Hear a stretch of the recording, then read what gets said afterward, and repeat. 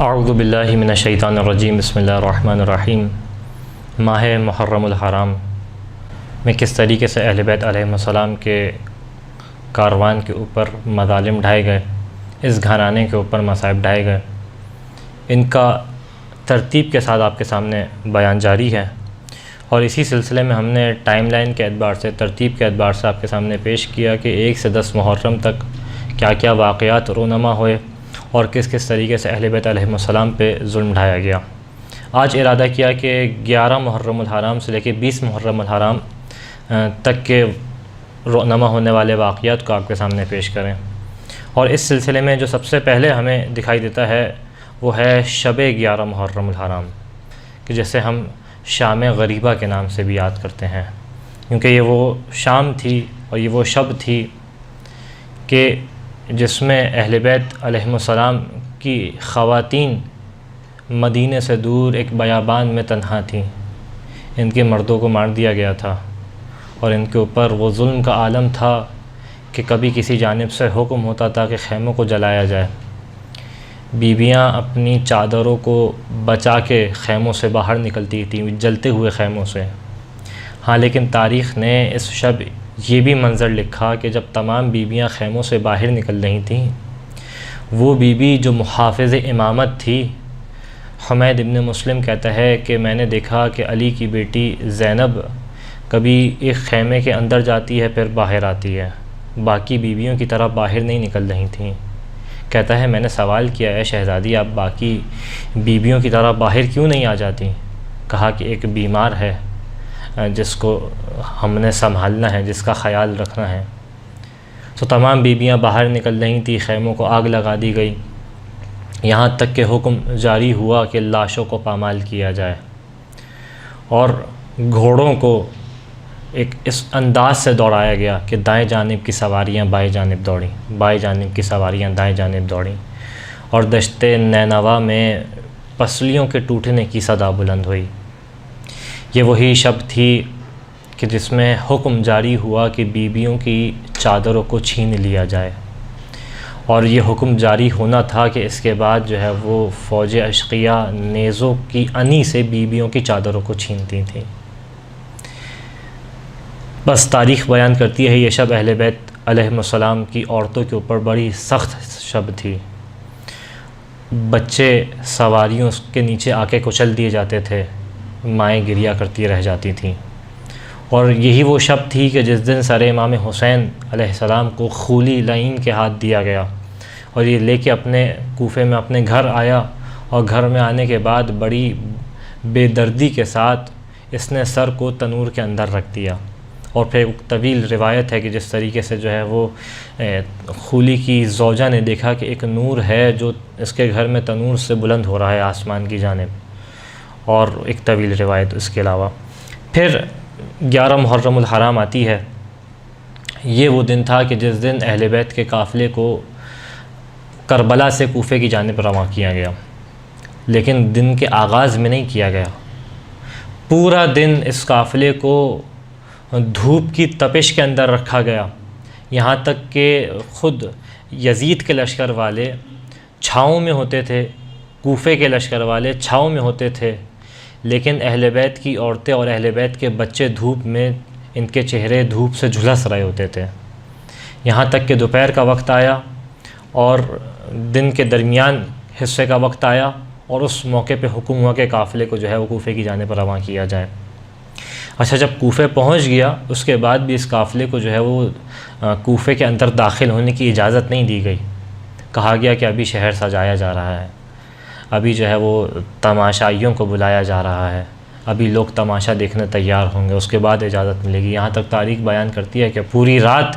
یہ قافلہ جو ہے وہ کوفے کے دروازے کے باہر انتظار کرتا رہا، لیکن اندر آنے کی اجازت نہیں ملی۔ حسین کے بچے بڑی بے چینی کے عالم میں، بڑے کرب کے عالم میں کوفے کے دروازے کے باہر کھڑے رہے پوری رات۔ اور یہ وہی 11 محرم الحرام وہی دن تھا کہ جس دن سر امام حسین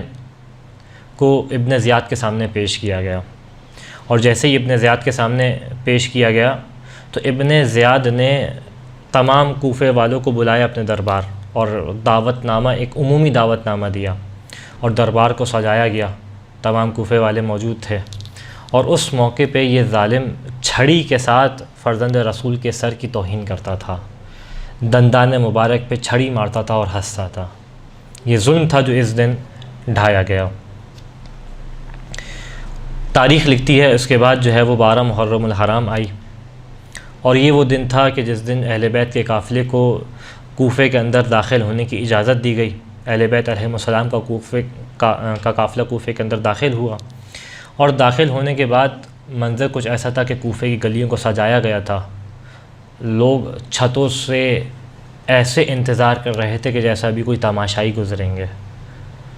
جیسے کوئی روم کے قیدی آئے ہوں اور ان کا تماشا جو ہے وہ پورا شہر دیکھ رہا ہو۔ اس انداز سے گلی کو سجایا گیا تھا، اس انداز سے لوگ چھتوں کے اوپر کھڑے منظر کو دیکھنا چاہ رہے تھے، اور یہ وہی موقع تھا کہ اہل بیت علیہم السلام کے قافلے کو، نبی زادیوں کو کوفے کی گلی میں داخل کیا گیا، اور جب داخل کیا گیا تو کیفیت یہ تھی کہ سروں کے اوپر مکنا و چادر نہیں تھے، اس کیفیت میں اس قافلے کو داخل کیا گیا۔ لوگ تماشا دیکھنے آئے تھے، لوگ اہل بیت اور نبی زادیوں کا مذاق اڑانے آئے تھے، لیکن تاریخ بیان کرتی ہے کہ اس موقع پہ اور انہی کوچہ و بازار میں جب علی کی بیٹی نے لب کشائی کرنا شروع کی، جب بی بی زینب نے خطبہ دینا شروع کیا، اور نہ صرف بی بی زینب نے بلکہ تاریخ لکھتی ہے اسی موقع پہ جناب بی بی ام کلثوم نے خطبہ دیا ہے، اور یہ خطبے ایسے خطبے تھے کہ وہ لوگ جو تماشا دیکھنے آئے تھے، ان خطبوں کی وجہ سے وہ آنکھیں جو تماشا دیکھنے آئی تھیں ایک دفعہ پرنم ہو گئیں، ایسا خطبہ اس موقع پہ دیا۔ یہاں تک کہ تاریخ بیان کرتی ہے کہ 12 محرم الحرام یہ وہی دن تھا کہ جس دن امام سجاد علیہ السلام اذن امامت سے کوفے سے کربلا آئے، اور آنے کے بعد شہداء کے لاشوں کو دفن کیا، اپنے بابا کے لاشے کو دفن کیا، چچا عباس کے لاشے کو دفن کیا، بھیا علی اکبر کے لاشے کو دفن کیا، قبیلہ بنی اسد کے ساتھ مل کے باقی تمام شہداء کے لاشوں کو دفن کیا۔ یہاں تک کہ تاریخ بیان کرتی ہے کہ 13 محرم الحرام ہوئی، اور اب اہل بیت علیہم السلام کا قافلہ جو ہے وہ قید میں ڈال دیا گیا ہے اور اسیری کی کیفیت ہے۔ یہاں تک کہ 13 محرم الحرام وہ دن تھا کہ ابن زیاد نے اپنے دربار میں اہل بیت کے قافلے کو بلایا۔ تاریخ بیان کرتی ہے کہ شرابیوں کا دربار تھا اور بے مقنع و چادر نبی زادیاں تھیں، اس کیفیت میں کہ ابن زیاد خود تخت پہ بیٹھا ہوا تھا اور علی اور رسول کی بیٹیاں دربار میں کھڑی تھیں۔ تاریخ لکھتی ہے کہ یہ وہی منظر تھا، یہ وہی موقع تھا کہ جس میں مختار ثقفی کو دربار بلایا گیا زندان سے،